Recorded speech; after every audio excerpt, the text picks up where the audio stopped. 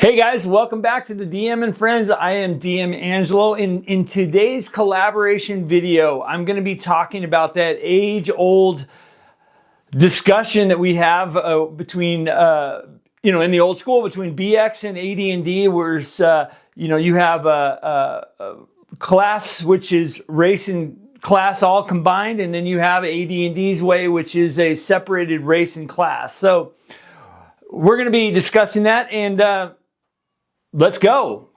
Because, somebody at some table, right, decided to play an Elven fighter, okay? And they asked the DM, when they hit that level 7, and said, why am I hitting a wall here, right? Well, and the DM probably said something like, that's just an old rule. We don't use it. And I've done this before too. Gary wrote that wall, that ceiling for limits on class limitations in AD&D, and it's not buried, it's not vague. It's sitting in the Dungeon Master Guide, and the table is in the Player's Handbook here. And once you read it, you can't unread it, right? So quick framing, you guys, before we get into the actual books, right? There are two ways old school D&D handles race and class, right? Not species. We call it race. And, BX, what Tankar is going to talk about, right, uses race as class, right? That's what I want to say, race as class, right? Your elf is a class, right? You don't pick a race and then, pick a class. The elf entry in BX, right, is the whole package, right? What you can do, how you fight, what spells that you can cast. Elegant and clean, everything bundled, right? Great system, great system. AD&D does something absolutely different, right? It separates the decisions between what race you are and what class, right? And then if you're a Demihuman, right, you hit a ceiling. There on a lot of the classes that you pick, there's a level limit, and it's a hard stop. And that ceiling is what every single argument about this system comes down to, right? And people have been arguing about it for 50 years, right? As long as D&D's been around, right? OD&D did it a different way too, right? So, Gary settled it in print. And, let's look at what he actually wrote, right? So, before we talk about level limits, because I think this ties into why, right? Let's talk about what Demihumans get, right, in exchange for it, because the trade is the whole argument, right? An elf in AD&D gets infravision, 60 feet, right? Near immunity to, 90% immunity to sleep and charm spells, right? A bonus to find, secret doors, it's like a 1 in 6%, just by by walking past one, a surprise bonus, and an ability to move silently in natural surroundings, the ability to be a fighter, and a magic user and a thief, simultaneously. When we talk about, they could multi-class, right? Advancing in all 3 classes at the same time, right? That last one is the one people forget when they complain about the ceiling, right? Player's Handbook, page 32, the multi-class character section, right? It says in there, and I got my Player's Handbook here. He says in there, that, the game assumes that only non or semi-human, right? So that would be like half elves and stuff like that. Characters can be multi-classed, right? Only Demihumans, right? A human fighter has 1 class, right? An Elven, and if you really want to get into it, you could dual class, right? So dual would be you have to stop your class and go on to a different one, right? Well, Demihumans can do it simultaneously, right? So that's a huge advantage, right? So an Elven fighter magic user is advancing, in 2 classes every time they gain experience, right? A human fighter hits level 10 with no ceiling, right? The Elven fighter magic user hits level 7 as a fighter and level 11 as a magic user, right? They can also wear armor and cast spells, simultaneously, and has been doing things that a human fighter literally cannot do, since level 1. Right, that ceiling isn't punishment, right? It's the other side of the trade that the player's handbook makes in your favor from the very first session, right? So let's talk about why the ceiling actually exists and what Gary actually wrote down, right? Here's a passage in that closes this argument, right? The Dungeon Master Guide, the section on campaign considerations, right? Gary is talking about why humans are the central race in the game, right? He writes in there, advanced D&D is questionably, right? Unquestionably, human-centric. He uses that term in there, with demihumans, semi-humans, and humanoids, right, in various orbits around the sun of humanity, right? So, the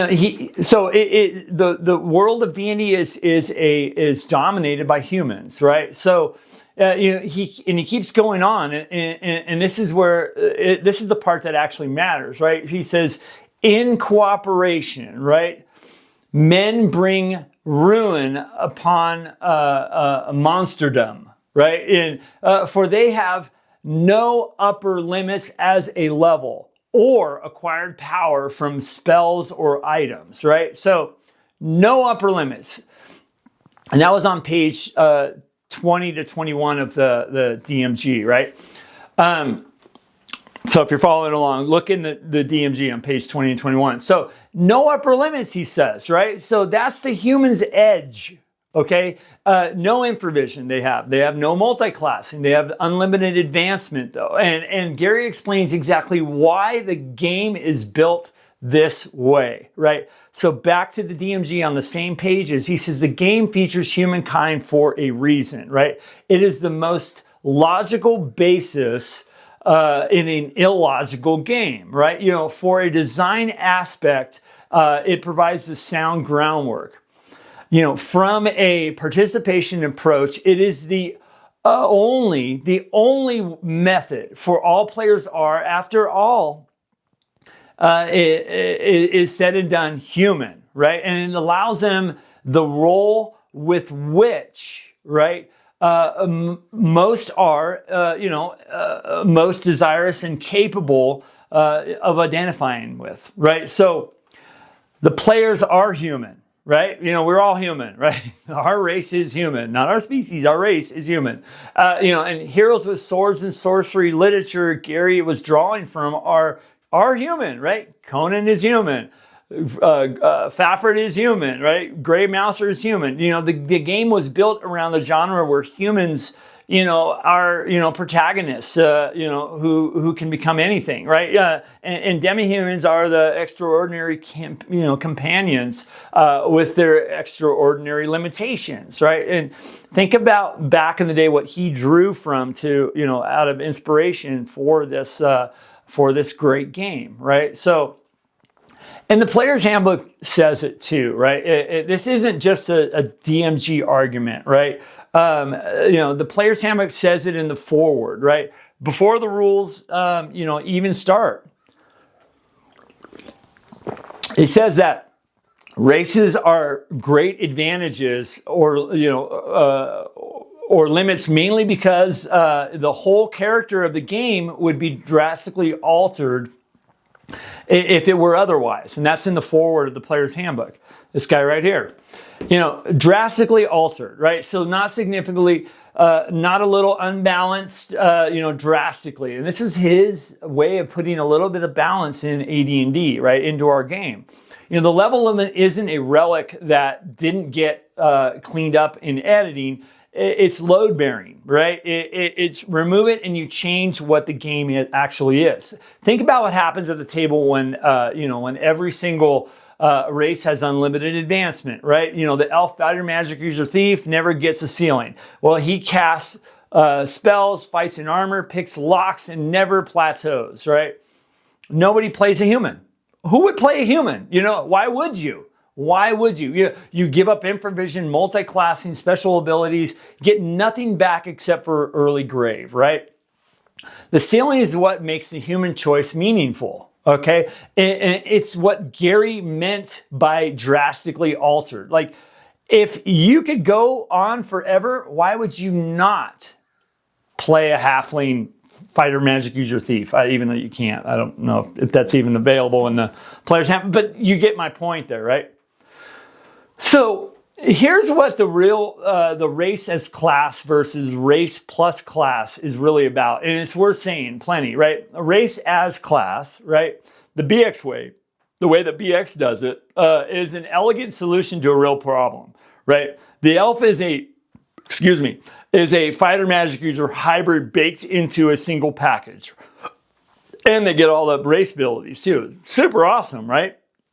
Hard XP track. I think they need 4,000 XP while a standard fighter needs 2,000, right? So that's also your trade-off, right? But they have no level limit needed because the class is already constrained, right? It's clean, and for the kind of game BX is built for, it works perfectly. And I'm sure Tankar is going to make the case better than I can because that's his bread and butter, you know. So go watch his video, guys. You know, AD&D's race plus class system is built for a different scope, right? You know, a longer campaign, a world where, you know, humans and demihumans are generally different kinds of beings with different relationships to power and time, right? An elf who plateaus at 7th level as a fighter isn't a, you know, as a fighter isn't a weaker character. He's a character whose ceiling as a fighter reflects something true about what an elf is in the world, right? A human fighter who blows past him has nothing else going for him. And that's the whole design, right? You know, the level limit, you know, isn't the game punishing you, you know, for picking an elf. It's the game telling you that what an elf is, right? And Gary already kind of wrote that. So if you've ever played, you know, a player, well, let me back up. If you've ever had a player that complained about level cap on their Demihuman, you weren't running a broken rule, right? You were running a system that Gary designed, right? You know, the AD&D system. He designed this and you know, explained it in print, right, and defended on the grounds of that removing it would drastically alter the whole game, you know, the whole character of the game, right? You know, number one, who would be a human? Why would you be, right?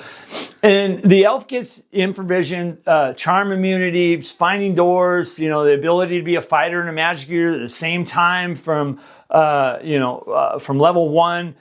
You know, the human gets unlimited advancement and nothing else, right? And that is a trade. And it's in the player's handbook on page 32, believe, and the DMG on page 20 to 21. I'll put that in the description, the notes, and a little blurb about where these that I'm pulling from. But all right, you guys. Well, Tankar's Tavern has the BX side of this, right?